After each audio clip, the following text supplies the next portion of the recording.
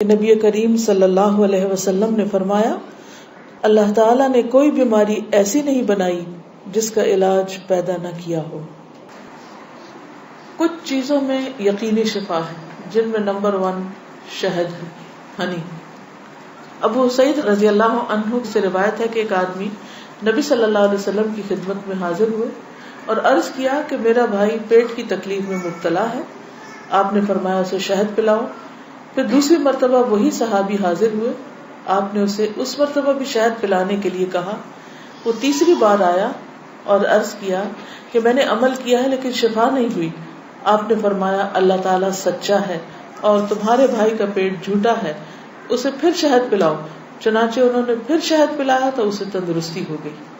کیونکہ قرآن مجید میں آتا ہے نا کہ شہد کے بارے میں کہ وہ شفا ہے، فیہ شفاء للناس۔ کلونجی میں شفا ہے۔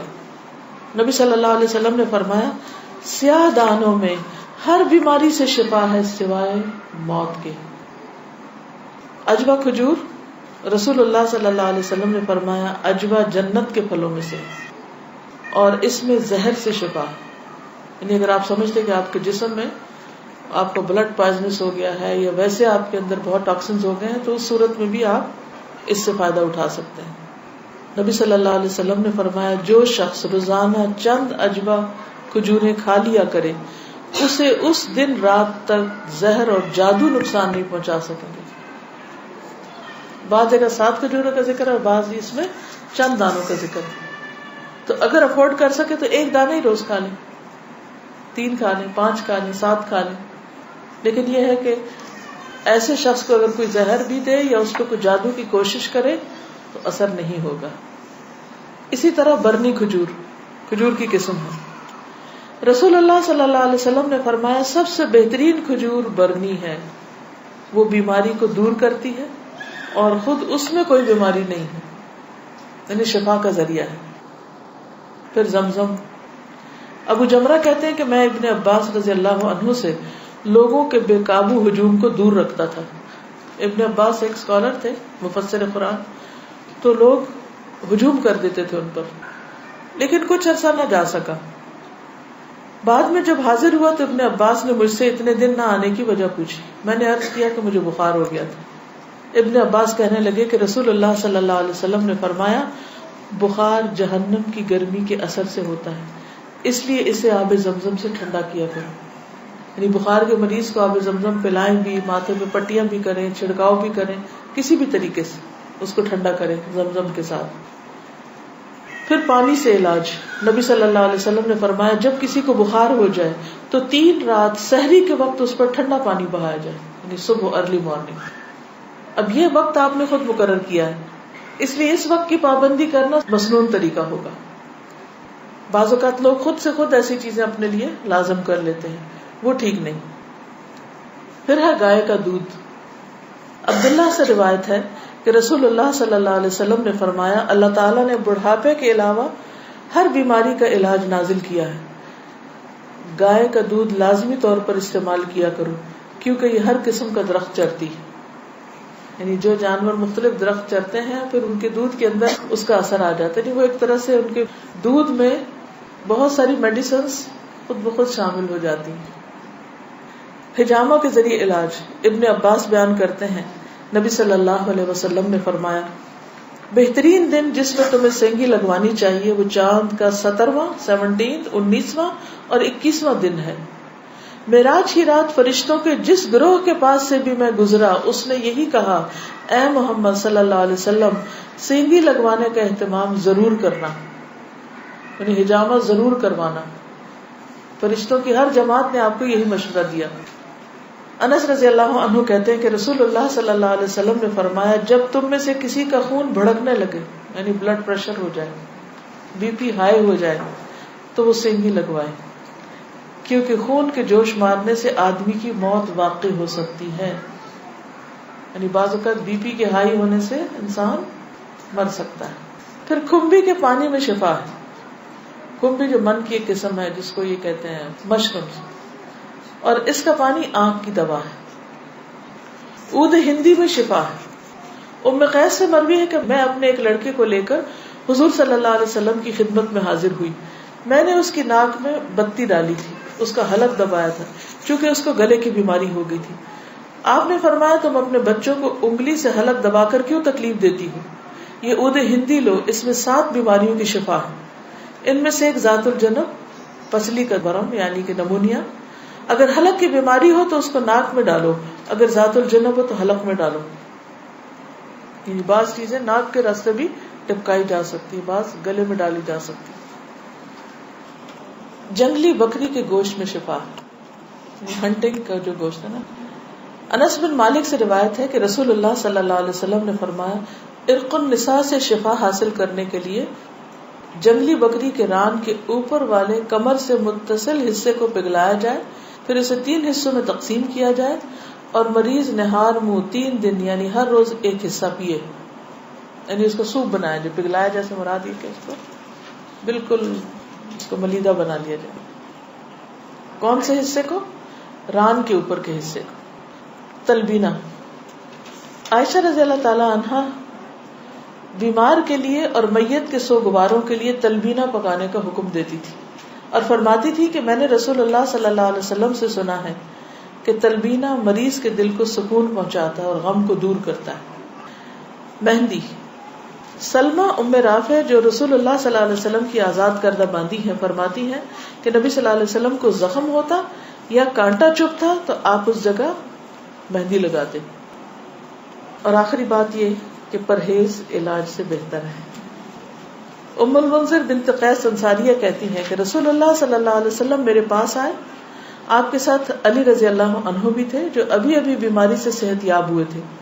کچھ نیم پختہ کھجوریں جو پک گئی تھی لٹکی ہوئی تھی. رسول اللہ صلی اللہ علیہ وسلم نے ان کو کھانا شروع کر دیا اور علی بھی کھانے کے لیے کھڑے ہوئے، لیکن رسول اللہ صلی اللہ علیہ وسلم نے یہ کہہ کر منع فرمانا شروع کر دیا کہ رک جاؤ کیونکہ ابھی تک بیماری کی کمزوری باقی ہے. سو وہ رک گئے. میں نے جو اور چکندر کا ایک کھانا تیار کیا اور آپ کے پاس لے کر آئی.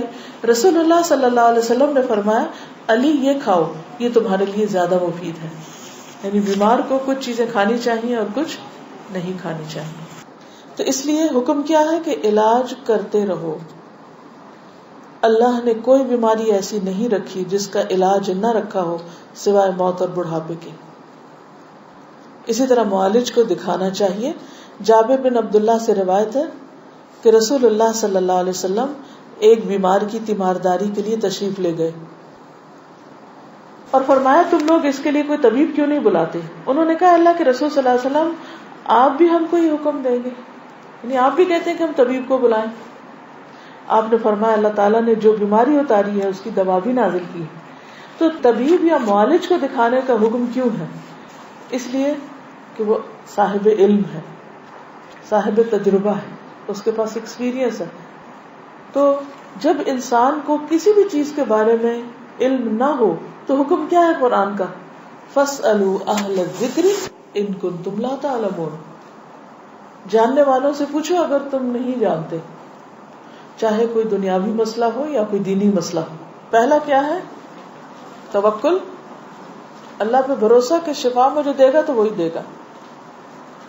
اور جو بھی کچھ کرے اس میں یہ نہ سمجھے کہ اس چیز کے اندر کوئی چیز ہے، وہ اللہ ہی نے ڈالی اس وقت. دوسری چیز ہے دعا کرنا، دعاؤں سے علاج. تیسری چیز صدقہ کرنا. کوئی بیماری آئے تو صدقہ کیا جائے. ہمارے عام طور پر کالے بکرے کا صدقہ کیا جاتا ہے، تو اس کے لیے ضروری نہیں آپ چاہے بکرے کا کریں، چاہے مرغی کا کریں، چاہے کسی چڑیا کا کریں، چاہے کوئی بھی صدقہ کریں، چاہے کھانے کی چیز کا کریں یا کوئی کپڑے کا یا کسی بھی شکل میں. حضرت حسن بصری سے روایت ہے کہ رسول اللہ صلی اللہ علیہ وسلم نے فرمایا داؤ مرضاکم بالصدقہ، اپنے مریضوں کا علاج صدقہ کے ذریعے کیا کرو. یعنی آپ کو کوئی تکلیف ہوئی فوراً جا کے صدقہ نکال دیں. تیسری چیز کتاب اللہ سے علاج، یعنی قرآن مجید شفا ہے. اور یہ کہاں سے پتہ چلتا ہے؟ خود قرآن مجید سے ہی پتہ چلتا ہے. وَنُنَزِّلُ مِنَ الْقُرْآنِ مَا هُوَ شِفَاءٌ وَرَحْمَةٌ لِّلْمُؤْمِنِينَ وَلَا يَزِيدُ الظَّالِمِينَ إِلَّا خَسَارًا. اور ہم قرآن میں جو کچھ نازل کرتے ہیں وہ مومنوں کے لیے تو شفا ہے اور رحمت ہے، مگر ظالموں کے خسارے میں ہی اضافہ کرتا ہے. تو قرآن مجید میں جو کچھ ہے وہ سارے کا سارا شفا ہے. لیکن یہ جو کسی پہ خود سے پابندی خود ساختہ لگا دینی ہے نا کہ 300 بار پڑھو یا 1000 بار پڑھو یا رات کے وقت پڑھو یا صبح کے وقت پڑھو یا عشاء کے بعد پڑھو، وہ بعض اوقات لوگوں کو بلا وجہ کی مشقت میں مبتلا کرنا ہوتا ہے. اور نبی صلی اللہ علیہ وسلم کی سنت سے اس کا کوئی ثبوت نہیں کہ آپ نے صحابہ کو کوئی خاص نمبر بتایا ہو اور یہ کہا ہو کہ یہ اس وقت میں بیٹھ کے پڑھو یا اندھیرا کر کے پڑھو یا پانی کے کنارے پہ جا کے بیٹھ کے پڑھو. یہ پھر خود ساختہ پابندیاں ہو جاتی ہیں اور لوگ بھی ڈرنے لگتے ہیں کہ اگر یہ 41 دن نہ پڑھی یہ چیز تو کام نہیں ہونے کا. نہیں، اللہ تعالیٰ تو ایک دفعہ سے بھی سنتے ہیں. لا الہ الا انت سبحانک انی کنت من الظالمین. اصل چیز ہے کہ اخلاص اور شوق کے ساتھ انسان پڑھے. صرف اس کو ایک رٹو طوطے کی طرح رٹتے رہتے ہیں، پڑھتے رہتے ہیں، نہ کوئی یقین ہوتا ہے، نہ کوئی روح ہوتی ہے اور نہ ہی کوئی سمجھ ہوتی ہے کہ کیا پڑھ رہے ہیں. تو یہ ٹھیک نہیں. اسی طرح غیر شرعی علاج سے بھی پرہیز کرنا چاہیے.